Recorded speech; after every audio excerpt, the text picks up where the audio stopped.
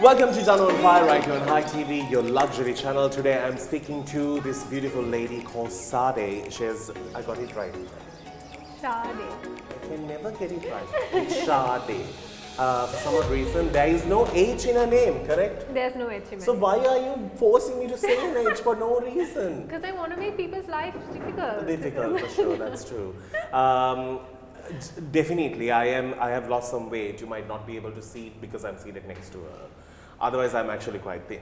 We're checking out Makara. It's actually spelled with a Q. Can you imagine? Everyone is confusing me today.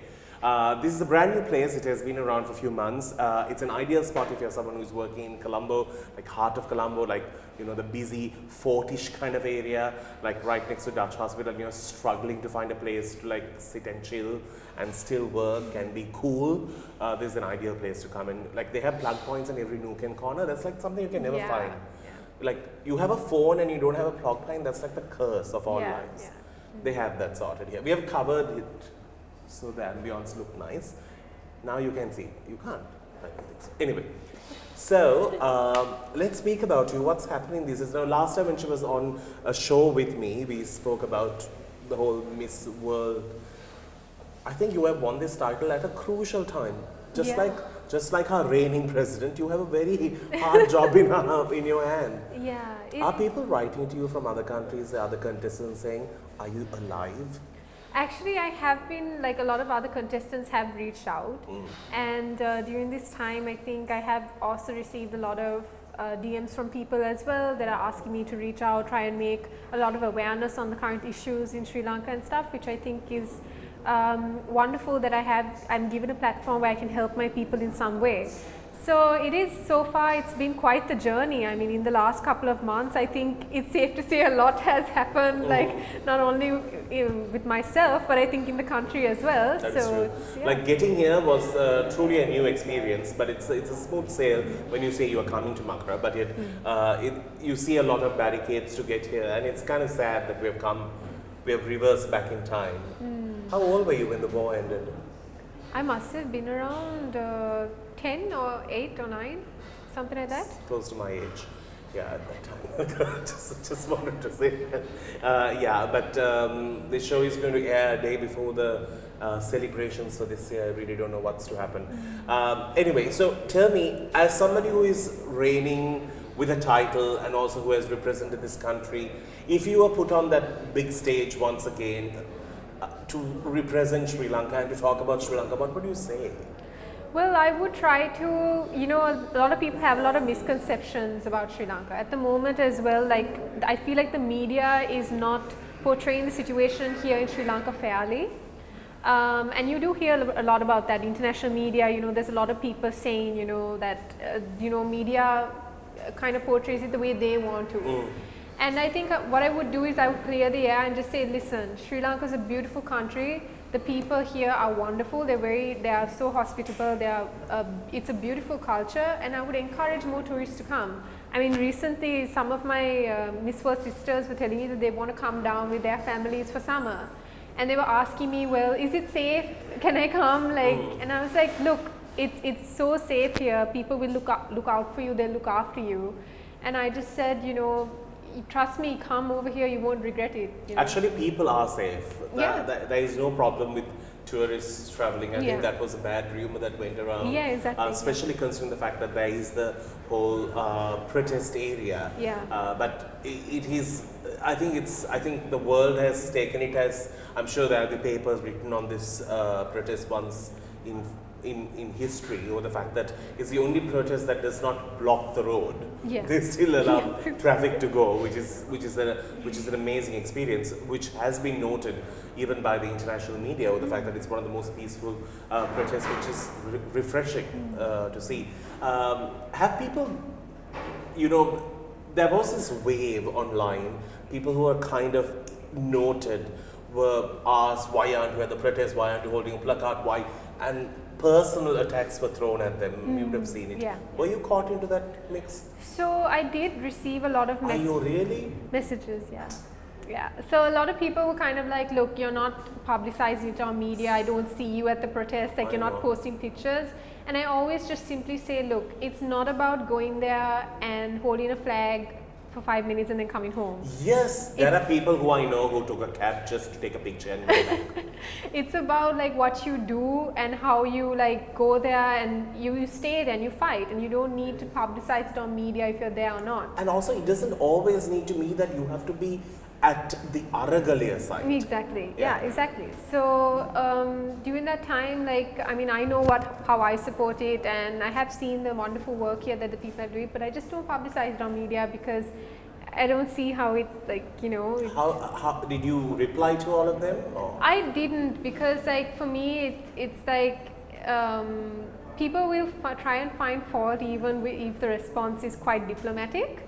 They try to find like some way to kind of like post it on their story and be like, hey, like what are you saying, you know? So I just kind of just leave it alone, and then I just write what's right on my social media, so about everything. That's great, and that's how you have to. I just have to ask this question because, you know, I'm still being attacked. I have been, I don't know how big should I be to be noticed at the protest. There are so many people. Doesn't mean that I need to take a picture and put it. That's not the whole purpose of protest. Anyway, just want to speak to you about the food that's available at Makara. If you can understand, it's not that they wanted us to get out of this place. They are very environmentally conscious, as you could see, which is good. Yeah. You are here, no? Otherwise, my God, you would have thought about that as well. Everything is eco-friendly, and you get the food for you to sit in a corner, eat, and leave. Or you so can, yum. I don't know what we have got though, but I can share with you. Yeah, same here. So this is just the starter. There is so much here in terms of rice, whatever you like.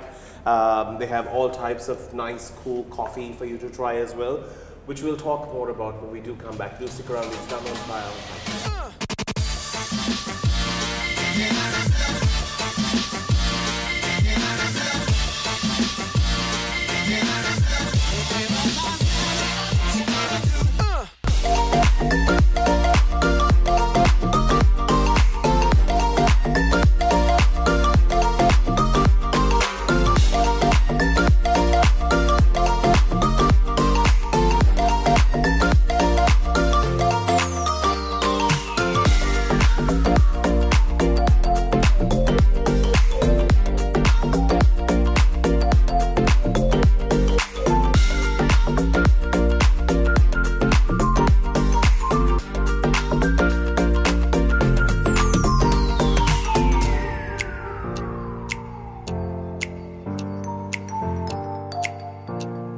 Welcome back to the show. You know what's really fascinating about this place? They have like cool names for the food. What did I have last? Say it loud, it's okay. The way it was told to me was boom boom. I think I have more boom boom.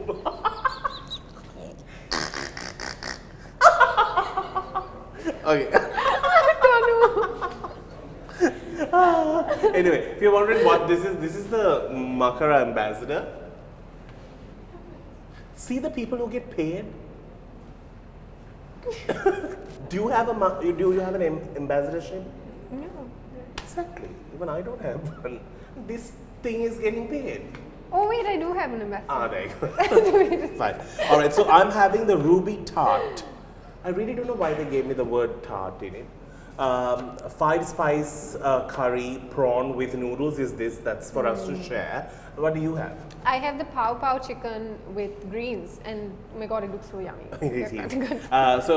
This time we wrote the dishes down so that I will not make a mockery out of it. Okay, now let's speak to Sadé about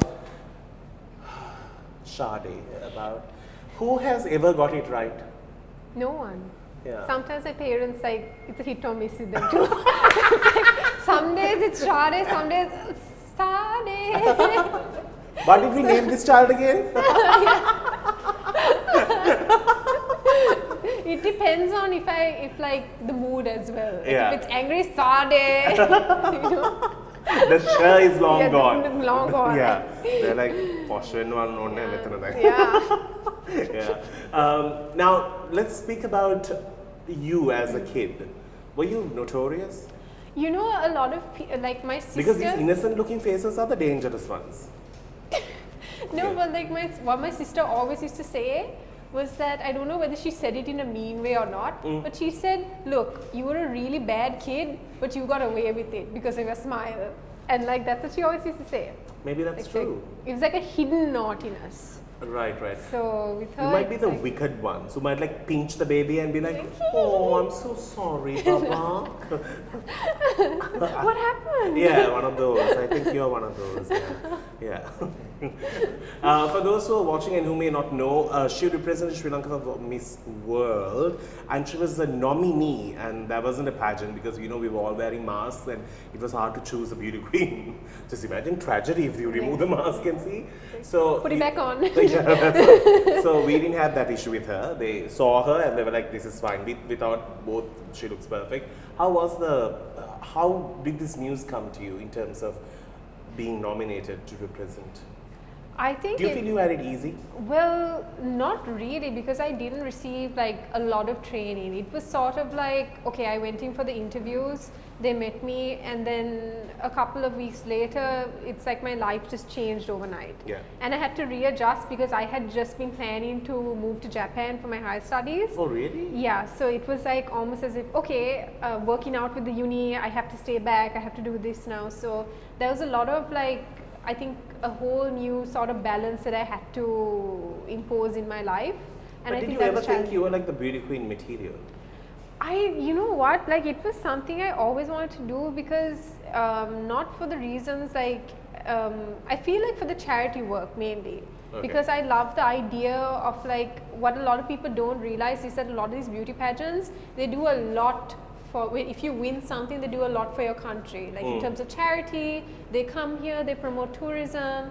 And that was something I wanted to give back to Sri Lanka in a way because this is my home, this is my people, my country. So it's something I was always interested in.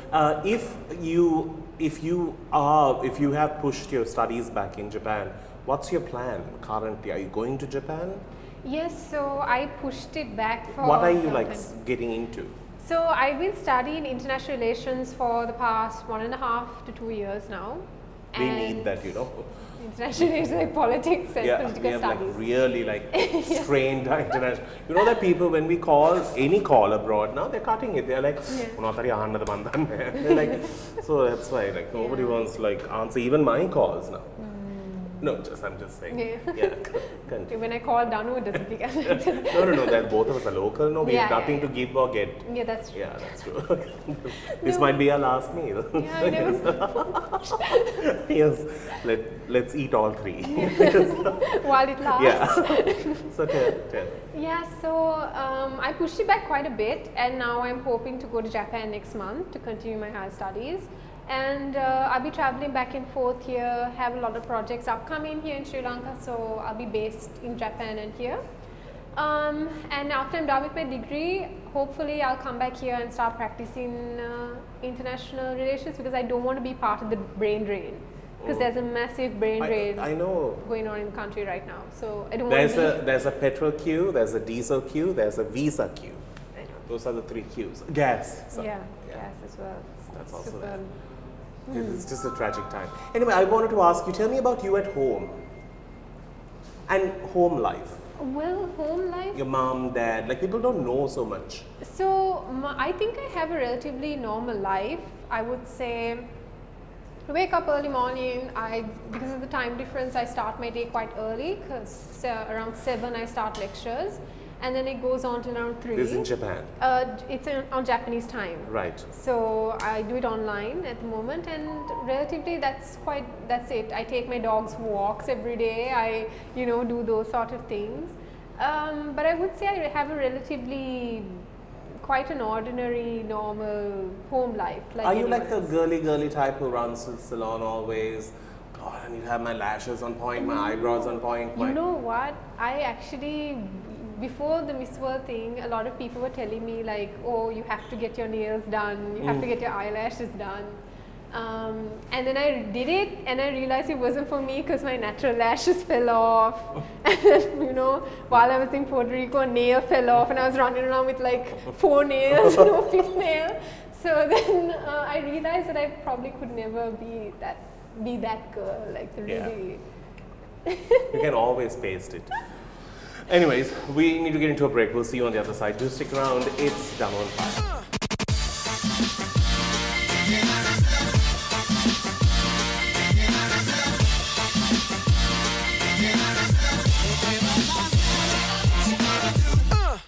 Welcome back to the show. We are speaking to Sadé. Yes, I got it this time. Cheers to Cheers to that. Cheers to that. Cheers to that. All right.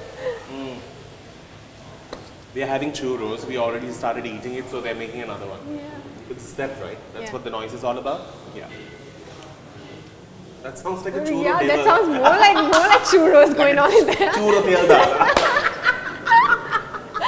Oh my God. Yeah, but anyway, I'm sure something is going to come out. Have a churro. Yours, half. Half. That's the love we have. Dip in And there we chocolate. have it, the shot of the day. Yeah.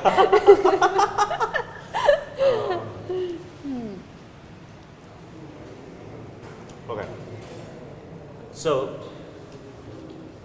now you've spoken about your life. What are your future ambitions? Because you're so young, she's just 20. 20! Yeah. And she became 23 days ago. Yeah.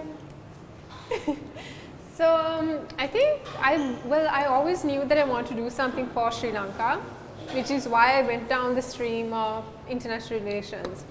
And I think it's, like you said earlier, I think it's a good time to go into international relations with everything happening in Sri Lanka.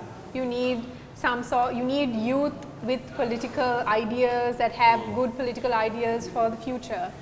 And you know, I hope that when I come back here in a couple of years, I can practice here and hopefully build a better Sri Lanka, you know, and inspire more people to stay in Sri Lanka and do something make this country wonderful. Yeah. But do you feel that, because we're talking about brain drain at the start, it has been a huge amount of it during 83, then during the war, and then now, I think we have lost a complete generation of people. Yeah, we've lost so many people that could make a huge difference in Sri Lanka. Out of your classmates, are there anyone here? How many have gone? Yeah, like I feel like it's especially bad in a lot of international schools because most of the international school students leave. They don't want to come back here and practice. They don't really want to, you know, once they make it big there, you know, It's they earn easier, money. It's life easier has for got them. used to, yeah. Out of my classmates, I only have 6 people living in Sri Lanka. Wow. We had 46 people in our Oh class. my God. Yeah, because I was in the Tamil medium. So 46 students, like we only have 6. Wow. And I'm the only smart one out of the 6. Your Because friends, the smartest 40. your friends watching this like, huh? No, the smartest 40 went. Let's come back to Sri Lanka now. That's what happened. You know, when you have, like, you know, they always say, if you want to feel smart, have like dumb friends. Oh my gosh. Danu's friends all like, what? No. They had me as friend for that. Yeah. Makes sense. I don't know why I said that. Anyway, where was I? Okay. I wanted to ask you, in this beauty world, how did you enter? Like, were you a model before? Yeah, so I was modeling part-time for I knew that, while but I I was wanted in to school. ask. Yeah, just wanted to put it in there. Yeah. So Weren't you a face for cotton collection? yes, I was a face. You were like a live statue at one time? Yeah. I was a little, like, I was only like 13 or 14 Yeah. then. I remember That was coming my for it, and you were first- like on this, like a circle thing, and you were like a goddess, like a nature goddess or something. Yeah, that was crazy. Or were you a tree? I honestly don't know. I was a tree in a play. That was my role for the night. No, but I was the face of cotton collection for 3 or 4 years, I think 3.5 years. And it was a really good time. And then of course started venturing into new things, new brands, and then somehow I ended up here. Yeah. It's like, I still remember seeing you, and you were. It's always nice to see a fresh, young face coming out, and I think that's how you create new people. Yeah, that's and I'm always happy when there's like new fashion brands coming out, because we're creating a personality with a Exactly. story. Yeah. And then you have a platform to share it. Otherwise, what am I to do as a job? To start talking to chairs. So it's good, more and more of you are. Anyway, Sri Lanka has enough and more pageants. So, did you reach out to any other beauty queens who have won under the whole, under Sangeeta's management? So when like I said before, like when I went for the pageant, I didn't receive, like I had just been like I think 3 weeks before I was supposed to go. Yeah. I got like a little bit of fine tuning here and there. So I don't think I had the time to like reach out to anyone and ask for help, but I did speak. I mean, there were, Amrita and them that did kind of like, never got the chance to meet her or anything, but I know that she would talk to some of the other people and just be like, how is she? She's okay, and you know. So it was great. I mean, like I got good support from the organization. And you were in the top 40, so you had to fly back again. Yeah, so I had to fly back for the finals. So how did that happen? Is because there was a COVID outbreak with all the contestants. Yeah. Did you figure out who it was? I guess you never know. Was it a beauty queen? Nobody knows for sure, but I think it was. Nobody knows for sure. But you know, you were just It one is thing. so hard. Say it. Like thinking back to that time, it's hard to know because It's not 15 years ago. You just went like 3 months ago. But they didn't really like tell us like who it was because I don't think they What was wanted that room? They panic. said don't, huh? Yeah, they didn't want any people panicking, so they never told us who got it first. So it was kind of like everyone was a bit wary towards the end. They were like, you know, like. Never will tell, no. You know it, right? No. But I'll ask her after the show. I'll tell you all next week. But Next time on day. But yeah, so there was an outbreak, so you all had to just close everything down in the US and fly off. Yeah, so it was actually funny because it was the day of the finals and we all woke up like pumped up for it. And while we were sitting at breakfast, they were like, look, it's not happening, you're all going to have to go pack your suitcases and go. And I was flying the next day. So I just called my mom and I was like, look, you won't believe what just happened. I'm coming home tomorrow. Like, and my mom thought I did something. She's like, what did you do? I was just like, no, like, you know, they're not having it anymore. So there would have been so the ones who were positive would have not flown back. Yeah, so there were a number of girls and it was quite sad because I remember when I was leaving, some of the girls travel in a group to the airport. So some of my friends I was going to travel with. And then while I was like, you know, I was waiting for them, you know, packed up everything, I was waiting for them in the lobby. Like I called them, you know, I'm like, where are you guys? And they're like, look, we just got tested positive for COVID, we can't fly back. And then the girls were stuck there during Christmas as well. And it was sad, but then during like, while I went back to Sri Lanka, I was FaceTiming them and I was like, look, like, you know, talking to them. And when did you fly back again? So I flew back in March, around mid-March, so around the 15th, and around the 13th I flew back, yeah. And that's amazing, and she was in the top 40, that's saying something. A girl who was 19 to have done such an inspirational thing. I'm sure your parents must be so proud. Thank you. Thank you so very much for being here. One thing I must say about this, about Sadé before we wrap things up, there's no drama, there's no ego, there's no pretentiousness. It's absolutely refreshing to talk to her. And I hope you will succeed and do great things in life, and I wish you that always. And let's do more dates like this where we eat and have fun. And spill the tea. Yeah, spill the tea for sure. Anyway, on that note, we need to say a big thank you to Makara. If you have not been here, please do come check them out.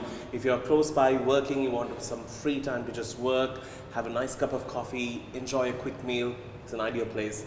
We will see you with another cool episode of Down on Fire. Till then, you keep smiling.